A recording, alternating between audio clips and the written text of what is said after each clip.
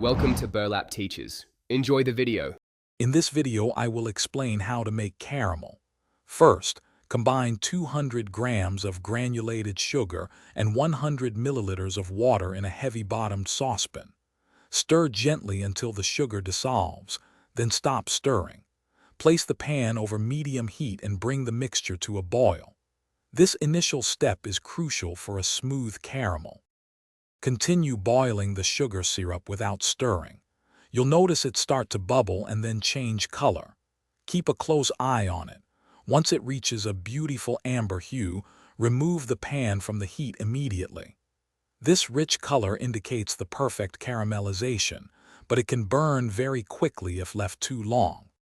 Now carefully add 50 grams of unsalted butter to the hot amber sugar.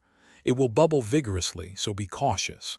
Stir continuously until the butter is fully melted and combined.